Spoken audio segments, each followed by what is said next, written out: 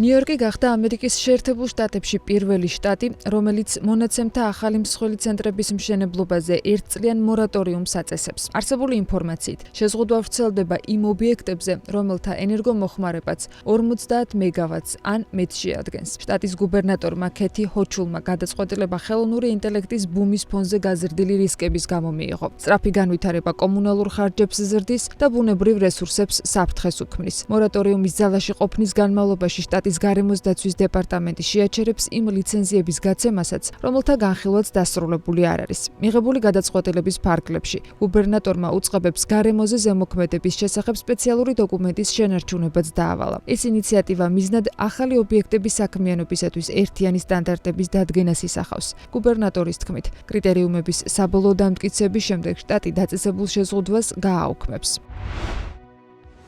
კონგრესის ყოფილმა საგარეო საქმეთა მინისტრმა პეტერ სიარტომ საპარლამენტო მანდატი დატოვა, რათა პოლიტიკური კარიერა დაასრულოს და მუშაობა ჩინურ ავტომწარმოებელ BYD-ში გააგრძელოს. მის ამ ნაბიჯს მწვავე კრიტიკა მოჰყვა, რაც მინისტრობის პერიოდში კომპანიისათვის მრავალმილიონიანი სახელმწიფო სუბსიდიების გამოყოფაში მის როლს უკავშირდება. ყოფილმა დიპლომატმა ჩინური ავტომწარმოებლისგან საერთაშორისო პოზიციაზე დასასაქმებლად პრესტიჟული შეთავაზება მიიღო, რის შესახებაც ინფორმაცია Facebook-ზე მან თავად გაავრცელა. სიარტოს განმარტებით ის საქმიანობა ჯგუფის საგარეო ურთიერთობების და ახალი მიმართულებების განვითარების ხელმძღვანელის პოზიციაზე გააგრძელებს, ხოლო თავად კომპანიას ბოლო 2 ათწლეულის ერთ-ერთ ყველაზე წარმატებულ პროექტად მიიჩნევს. ყოფილი მინისტრი ჩინური ინვესტიციების მოზიდვის პროცესს აქტიურად ხელმძღვანელობდა. 2023 წელს მან დაანონსა უნგრეთში BYD-ის პირველი ევროპული ქარხნის მშენებლობა, რითაც კომპანიამ ევროკავშირის მიერ დაწესებული იმპორტის ტარიფებისთვის გვერდის ავლის შესაძლებლობა მიიღო. ამავე დროს 2025 წელს სიარტომ დაანონსა ბუდაპეშტში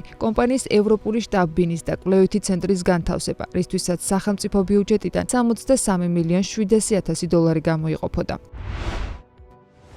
ჩინეთის 3 უმსხვილესი სახელმწიფო ავიაკომპანია ამ წლის პირველ ნახევარში შარშანდელთან შედარებით უფრო დიდ ზარალს ელოდება. ეს ძირითადად ირანის ომის გამო საწვავზე ფასების ზრდით არის განპირობებული. 14 ივლისს ჰონკონგის და შანხაის საფონდო ბირჟებზე წარდგენილ განცხადებაში China Southern Airlines-მა, Air China-მ და China Eastern Airlines-მა მოსალოდნელი შუალედური ზარალის შესახებ განაცხადეს, რაც ჯამში 7 მილიარდ 370 მილიონიდან 8 მილიარდ 970 მილიონ იუანამდე მერყეობს. ეს მონაცემები 2025 წლის ანალოგიურ პერიოდთან შედარებით მკვეთრ გაუარესებაზე მიუთითებს. შარშან ამ კომპანიების ჯამურმა წმინდა ზარალმა 4 მილიარდ 860 მილიონი იუანი შეადგინა. მეორე კვარტალში კი მათმა ერთობლივმა ზარალმა 13 მილიარდ 800 მილიონ იუანს მიაღწია. ვარდნა ფიქსირდება იმის მიუხედავად, რომ ჩინურ ავიაკომპანიებს ომის პირობებთან გასამკლავებლად გარკვეული უპირატესობები ჰქონდათ. მას შემდეგ, რაც თებერვალში შეერთებულმა შტატებმა და ისრაელმა ირანზე დარტყმები განახორციელეს, რამაც გლობალური ენერგოვაჭრობა და ახლო აღმოსავლეთის საავიაციო ჰაბების მუშაობა შეაფერხა.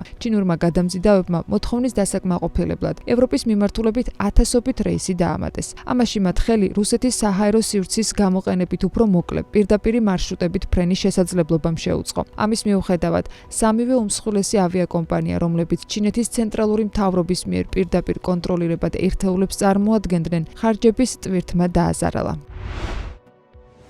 JP Morgan Chase-მა მიმდინარე წლის მეორე კვარტალში რეკორდული ფინანსური მაჩვენებლები დააფიქსირა, რაც საფონდო ბირჟაზე სავაჭრო აქტივობის ზრდით და ერთჯერადი საინვესტიციო შემოსავლებით არის განპირობებული. კომპანიის შემოსავალმა საანგარიშო პერიოდში 28%-ით მოიმატა და 47 მილიარდი დოლარი შეადგინა, რაც ანალიტიკოსების მიერ პროგნოზირებულ 50 მილიარდ 600 მილიონ დოლარს მნიშვნელოვნად აჭარბებს. ბანკის სუფთამოგება 41%-ით გაიზარდა და 21 მილიარდ 200 მილიონ დოლარს მიაღწია. რაც შეეხება ერთ აქციაზე გამომუშავებულ მოგებას, ამ მაჩვენებელმა 7 დოლარი და 70 ცენტი აჩვენა. მაშინ, როდესაც ბაზრის მოლოდინი 5 დოლარს და 64 ცენტს არ აღემატებოდა. თუ გასული წლის ანალოგიურ პერიოდში კომპანიამ 15 მილიარდი დოლარის სუფთამოგება მიიღო, ამჯერად მაჩვენებელმა 21 მილიარდ დოლარს გადააჭარბა. მკვეთრი ზრდა ნაწილობრივ კორპორაციული განყოფილების მფლობელობაში არსებული ვიზას აქციების გაყიდვიდან მიღებული 4 მილიარდ 600 მილიონი დოლარის შემოსავლით არის უზრუნველყოფილი. ამავე დროს ბანკმა კიდევ 1 მილიარდი დოლარის სარგებელი მიიღო.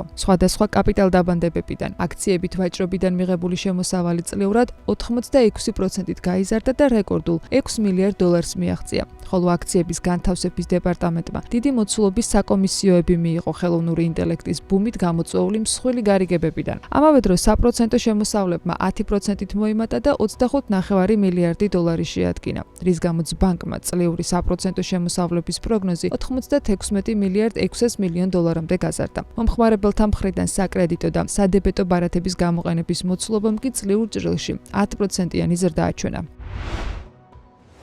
DeepSeek 2027 წლისათვის IPO-სთვის ემზადება, თუმცა შესაძლოა, რომ ბირჟაზე მისი დებიუტი მიმდინარე წლის ბოლოსთვის შედგეს. Bloomberg-ის ინფორმაციით, კომპანია ახალი დაფინანსების სახით 1.9 მილიარდი დოლარის მოზიდვას გეგმავს, რაც მის საბაზრო ღირებულებას დაახლოებით 71 მილიარდ დოლარამდე განსაზღვრავს. ერთი თვის წინ კომპანიამ პირველი გარე დაფინანსების რაუნდის ფარგლებში 7 მილიარდი დოლარი მოიზიდა და საბაზრო კაპიტალიზაცია დაახლოებით 50 მილიარდ დოლარამდე გაზარდა. ჩინური სტარტაპი, რომელიც 2023 წელს დაარსდა ყურადღების ცენტრში, მას შემდეგ მოხვდა, რაც გასული წლის დასაწყისში წარადგინა ხელოვნური ინტელექტის ტექნოლოგია, რომელიც ამერიკული კონკურენტების მოდელებთან შედარებით უფრო ეფექტური და ეკონომიური აღმოჩნდა. მას შემდეგ მისი პოპულარობა სწრაფად გაიზარდა. კომპანიის მონაცემებით ივნისში DeepSeek-ზე კორპორატიულ სექტორებზე ორიენტირებული ხელოვნური ინტელექტის პლატფორმა Verkele-ის მიერ დამუშავებული 10 ტრილიონი ტოკენის თითქმის 23% მოდიოდა. რომ შევადაროთ, Anthropic-ის სტილმა ტოკენების 22% შეადგინა. ჩინური კომპანია Changxing Memory Technologies შანხაის ტექნოლოგიურ საფონდო ბირჟა Star Market-ზე დაგეგმილი პირველადი საჯარო შეთავაზების ფარგლებში 47 მილიარდ 900 მილიონი იუანის მოზიდვას ელოდება. Reuters-ის ინფორმაციით, ეს პირველადი საჯარო შეთავაზება მიმდინარე წელს აზიაში ყველაზე მსხვილი იქნება, ხოლო ჩინურ A-კლასის აქციების ბაზარზე ნახევარგამტარების სექტორის ისტორიაში ყველაზე მასშტაბური.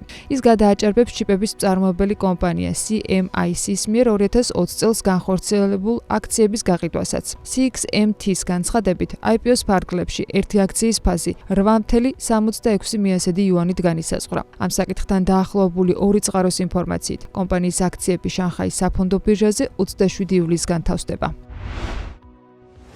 გადახდების გლობალურმა პლატფორმა Stripe-მა და საინვესტიციო კომპანია Advent-მა ციფრული საფინანსო ინდუსტრიის გიგანტის PayPal-ის შესყიდვის ერთობლივი წინადადება წარადგინეს. PayPal-ის აქტივების ღირებულება 53 მილიარდ დოლარზე მეტად არის შეფასებული. ეს წინადადება PayPal-ის ერთ აქციაში 60 დოლარის და 50 ცენტის გადახდას ითვალისწინებს, რაც სამშაბათის საბაზრო ფასთან შედარებით 28%-ით მეტია. Reuters-ის ინფორმაციით, პოტენციური გარიგების დასაფინანსებლად წამყვანმა ბანკებმა 50 მილიარდი დოლარის ოდენობის კრედიტი უკვე გამოყვეს. წარდგენილი გეგმის მიხედვით, Stripe და Advent PayPal-ს თანაბარი წილებით ერთობლივად მართავენ. მის დანაწილებას კი ისინი არ აპირებენ. როგორც ირკვევა, ეს მხარეებს შორის ვაჭრობის პირველი შემთხვევა არ არის და აქამდე PayPal-ის შესყიდვის წინადადება ორმა კომპანიამ აპრილის დასაწყისშიც წარადგინა. Stripe-სა და Advent-ში მოელიან, რომ მოლაპარაკებების უახლოეს კვირებში გააქტიურება მოხდება.